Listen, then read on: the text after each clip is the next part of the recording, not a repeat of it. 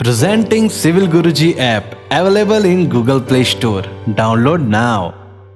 तो आज के वीडियो में हम बात करने वाले हैं methods of repairing concrete cracks के बारे में। तो पिछले वीडियो में भी हमने इसके बारे में बात किया था, वहां पे हमने अलग अलग मेथड्स के बारे में बात किया था, जैसा कि इपॉक्सी इंजेक्शन ग्राउटिंग मेथड जो कंक्रीट क्रैक्स को रिपेयर करने के लिए यूज किया जाता है, routing and ceiling method and flexible ceiling method के बारे में हमने बात किया था। और आज के वीडियो में हम बात करेंगे स्टिचिंग मेथड के बारे में कि स्टिचिंग मेथड से किस तरीके से कंक्रीट क्रैक्स को रिपेयर किया जाता है या फिर एडिशनल रिइंफोर्समेंट प्रोवाइड करके किस तरीके से क्रैक्स को रिपेयर किया जाता है, ड्रिलिंग एंड प्लगिंग मेथड और ग्राउटिंग मेथड। ग्राउटिंग मेथड में हम दो तरीके का ग्राउटिंग देखेंगे, पोर्टलैंड सीमेंट का ग्राउटिंग और केमिकल ग्राउटिंग के बारे में देखेंगे कि किस तरीके से ग्राउटिंग प्रोसेस से कंक्रीट क्रैक्स को रिपेयर किया जाता है। तो चलिए शुरू करते हैं आज का वीडियो।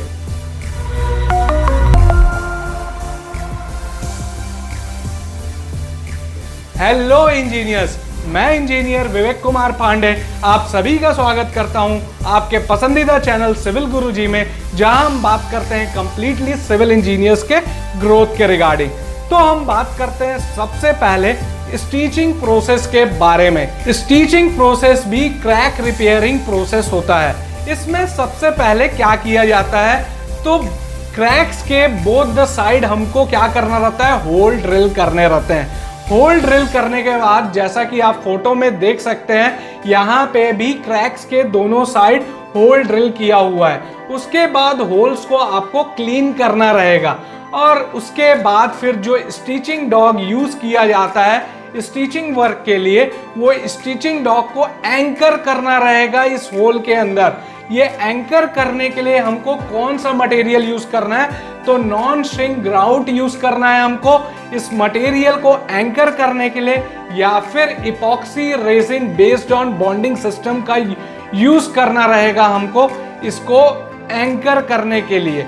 तो वही चीज आपको सेकंड पॉइंट में बताया गया, the holes are cleaned up and the leg of the stitching dogs are anchored in it using either a non shrink grout or epoxy resin based bonding system. Stitching dog होता है, ये stitching dog variable in length रहता है, यानी कि इसका length कितना भी हो सकता है। ये डिपेंड करता है कि आप किस जगह पे इसको यूज कर रहे हैं। Stitching dog should be located in such a way that tension transmitted across the crack is spread over the area, यानी कि जो भी टेंशन ट्रांसमिट हो रहा है क्रैक में, वो टेंशन स्प्रेड हो जाए पूरे एरिया में, इसलिए हम स्टिचिंग डॉग का यूज करते हैं। अब आते हैं अगले मेथड में, जहां पे हमको दिया गया है प्रोवाइडिंग एडिशनल रिइंफोर्समेंट। जैसा कि हमको नाम से ही समझ में आ रहा है कि यहाँ पे एडिशनल रिइंफोर्समेंट का यूज किया जा रहा है क्रैक रिपेयरिंग में।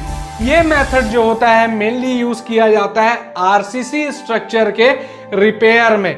यहाँ पे क्या किया जाता है कि क्रैक्स को सबसे पहले, जैसा कि आप यहाँ पिक्चर में देख सकते हैं, क्रैक्स जो है क्रैक्स के दोनों साइड में रिइंफोर्समेंट प्रोवाइड है। तो सबसे पहले आपको क्या करना रहेगा, ये रिइंफोर्समेंट प्रोवाइड करने से भी पहले आपको क्रैक्स को सील कर देना है सीलेंट यूज करके। उसके बाद आपको 20 mm डाया का, अप्रोक्सीमेटली 20 mm डाया का होल्स करना है on both the side of the crack. तो आप इस तरीके से दोनों साइड में होल करेंगे कि वो दोनों होल एक दूसरे को इंटरसेक्ट करे क्रैक प्लेन में एट 90 डिग्री एंगल, यानी दोनों होल का इंटरसेक्शन जो होना चाहिए वो 90 डिग्री होना चाहिए एट द क्रैक्स प्लेन।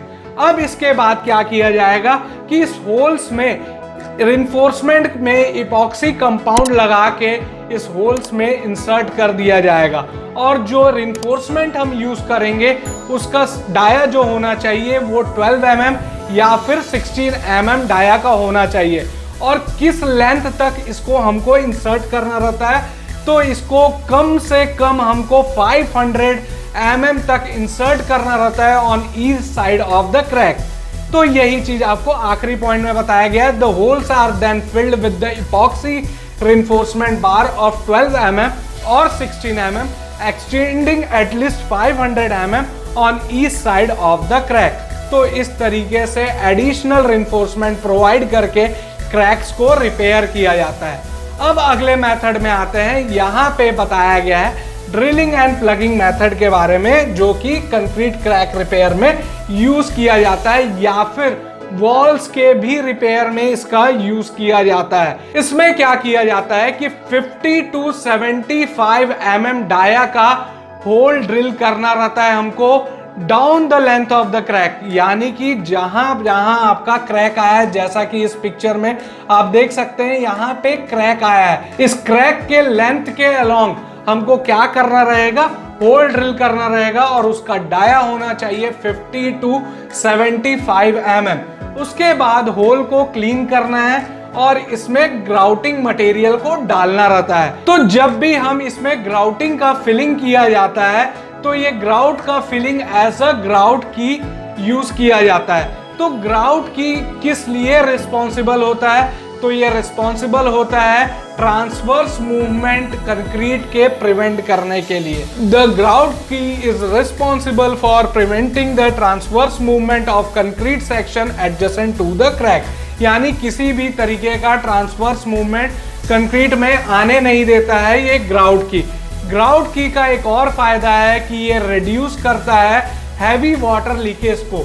जो क्रैक्स के थ्रू हैवी वाटर लीकेज होता है उसको ये रिड्यूस कर देता है and the loss of soil from behind the leaking wall. अगर हम ग्राउट की प्रोवाइड कर दिए हैं तो सॉइल का भी लॉस नहीं होगा जो वॉल के पीछे से लीक हो रहा है। तो इस तरीके से ड्रिलिंग एंड प्लगिंग मेथड का यूज किया जाता है क्रैक रिपेयरिंग में। अब आते हैं लास्ट मेथड में, जहां पे हम ग्राउटिंग का यूज करते हैं। यहाँ पे 3 प्रकार के ग्राउटिंग होते हैं, जैसा कि पोर्टलैंड सीमेंट ग्राउटिंग। यहाँ पे हम पोर्टलैंड सीमेंट का यूज करते हैं ग्राउटिंग पर्पस के लिए, या फिर केमिकल का यूज करते हैं ग्राउटिंग पर्पस के लिए, या फिर इपॉक्सी कंपाउंड का यूज करते हैं ग्राउटिंग पर्पस के लिए। तो इपॉक्सी ग्राउटिंग मेथड के बारे में हमने पिछले वीडियो, जो कि इस वीडियो का पार्ट 1 है, उसमें बात किया है।